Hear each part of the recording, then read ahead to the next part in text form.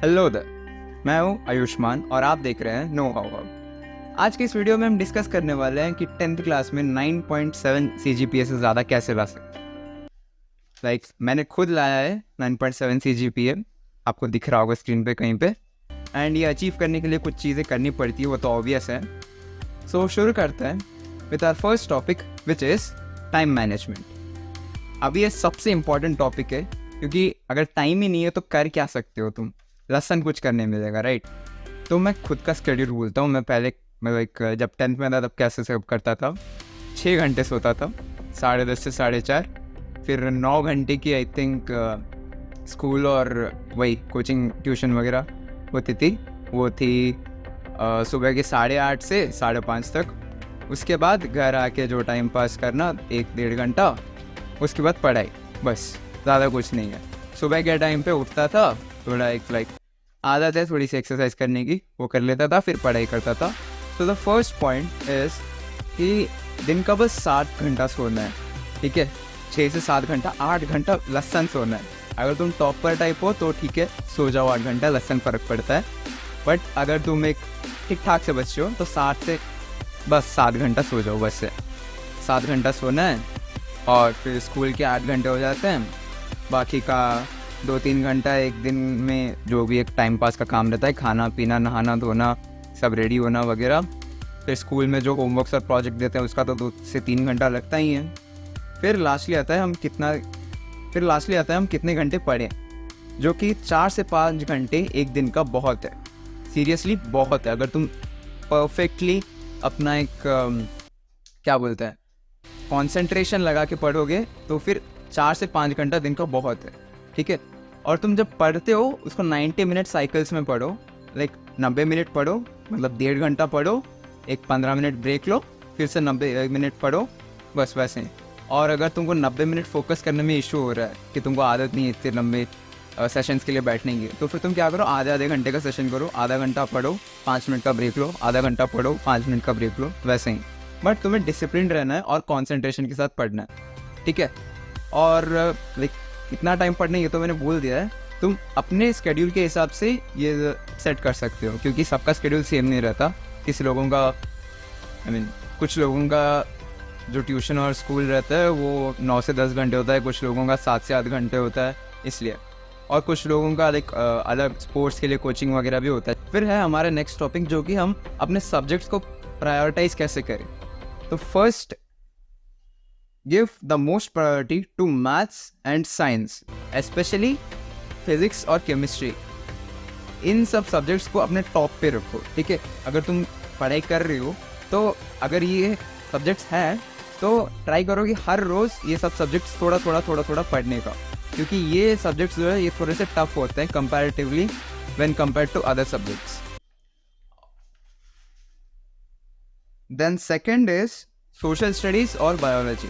Social studies का history full रट्टा, क्योंकि ये अगर तुम फ्यूचर में MPC, BPC, CEC या फिर MEC ले रहे हो तो फिर लसन कहीं पे आने वाला है हिस्ट्री, ठीक है। तुम्हें बस नॉलेज के लिए पढ़ना है ये सब। और अगर रट्टा नहीं मानना तो समझ जाओ टॉपिक को, खुद से लिख लो, 1-2 पैराग्राफ हो जाएगा, बहुत है वो। उसके बाद लास्टली लैंग्वेजेस तुम्हें जैसे टफ होता है, हिंदी, तेलुगु और इंग्लिश, ये 3 मेरे लैंग्वेजेस थे क्योंकि मैं तेलंगाना में रहता था। फर्स्ट लैंग्वेज था मेरा तेलुगु, फर्स्ट लैंग्वेज था मेरा हिंदी, सेकंड था तेलुगु एंड थर्ड था इंग्लिश। सो हिंदी तो आती थी, तेलुगु के लिए थोड़ा कष्ट करना पड़ता था। फिर लास्टली इंग्लिश, वो तो मेरे लिए ईजी था। And one of the most important points is, अगर तुम साइंस और मैथ्स इन दोनों सब्जेक्ट में ऑलरेडी बहुत स्ट्रांग हो तो फिर क्या करो, इन दोनों सब्जेक्ट्स में से जिस सब्जेक्ट में तुम स्ट्रांग हो उसको वहाँ से निकाल दो, और जिस सब्जेक्ट में तुम वीक हो उसको वहाँ पे डाल दो, और हर रोज़ ट्राई करो कि उस वीक सब्जेक्ट को कॉन्कर करने का, और ट्राई करने का कि उस वीक सब्जेक्ट को तुम्हारा सबसे स्ट्रॉन्गेस्ट सब्जेक्ट बनाने का। And at the same time science और मैथ्स से तुम्हारा जो स्ट्रेंथ है वो ना छूटना, ठीक है। फिर lastly the process of study, मतलब तुम कैसे पढ़ते हो वो, बस सिंपल है। तो फर्स्टली मैथ्स, फिजिक्स और केमिस्ट्री, इन तीनों के लिए छोटे छोटे फ्लैश कार्ड्स बनाओ जिसमें तुम चैप्टर वाइज फॉर्मूलास लिख रहे हो, क्योंकि जो फाइनल एग्जाम्स में आता है उसमें मोस्टली लोग फॉर्मूला से ही पूछते हैं बहुत कुछ, ठीक है। तो मैथ्स, फिजिक्स और केमिस्ट्री, इन तीनों का फॉर्मूलास बनाना है। और कैसे बनाना है, देखो सपोज तुम्हारे पास एक A4 शीट है, इसकी A4 शीट है, ठीक है। इसको बीच से फोल्ड कर लो, ठीक है, और इसको एक और बार ऐसे फोल्ड कर लो। अगर ऐसा नहीं करोगे तो फिर भी चलेगा, बस ठीक है, ऐसे फोल्ड कर लो। यहाँ पे लिखो फॉर्मूलास, पहले हेडिंग लिखो, उसके बाद कुछ लिखो, मतलब फॉर्मूलास लिखो, अगर चाहिए तो डायग्राम्स बना लो वगैरह। फिर एक लाइन मार लो कि वो चैप्टर वहाँ पे ख़त्म हो रहा है, उसके नेक्स्ट चैप्टर का हेडिंग वैसे वैसे कंटिन्यू करते जाओ। फिर नेक्स्ट यहाँ पे लिखो, फिर यहाँ पे वैसे कंटिन्यू करते जाओ। ऐसे क्या है कि तुम्हारा जो पेपर है वो भी बचेगा और तुम आराम से लिख भी पाओगे। फिर मैथ्स और साइंस का तो हो गया। नेक्स्ट फिज़िक्स और केमिस्ट्री और बायोलॉजी, इन तीनों के जो एक्सपेरिमेंट्स आते हैं उन पर शॉर्ट नोट्स बनाओ, ऐसे ही सेम वे में। ऐसे पेपर को फोल्ड कर लो, या फिर चाहिए तो पेपर को बड़ा कर लो, क्योंकि एक्सपेरिमेंट रहता है, डायग्राम में बनाने रहते हैं। उनको लिख लो, खाली एक्सपेरिमेंट्स, वो भी इंपॉर्टेंट एक्सपेरिमेंट्स, या फिर जो एक्सपेरिमेंट्स टफ है वैसे एक्सपेरिमेंट्स।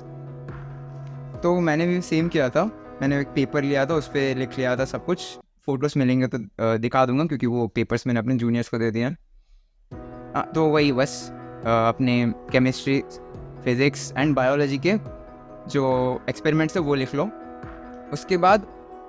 उसके बाद हिस्ट्री के लिए क्या करो, सेम पेपर लो और उसमें तुम पहले हिस्ट्री के वो जो कॉन्सेप्ट नहीं, जो भी लाइक मूवमेंट्स हुए थे, जो भी एक टाइम पे जो चल रहा था, वो सब पढ़ लो पहले। जो समझ में आता है वो आराम से लिख लो, और डेट्स जो है वो देख के लिख लो, बाद में डेट्स को रट्टा मार लेना। और डेट्स का क्या है, अगर तुम्हें परफेक्ट डेट याद नहीं आती है तो फिर खाली ईयर याद रख लो, वो बहुत है। एंड लास्टली जो लैंग्वेजेस होते हैं, लैंग्वेजेस के क्या करो, तुम ग्रामर को एक जगह लिख लो, और जो जितने भी कवि परिचय होते हैं, जो पोएट के राइटर्स के बारे में लिखे होते हैं कि उनका जन्म कब हुआ, उन्होंने क्या क्या लिखा, मरण कब हुआ, उनके कविताएं कौन से, स्टोरीज कौन से, वो सब लिख लो एक जगह में, बहुत है। फिर बाकी सब क्या है, खुद पढ़ोगे, हो जाएगा। So stay tuned on this channel. Next video में मैं प्रोबेबली बताऊंगा कि 10th क्लास में क्या क्या करने चाहिए और क्या क्या बिल्कुल नहीं करने चाहिए, ठीक है। So thanks for watching, bye bye.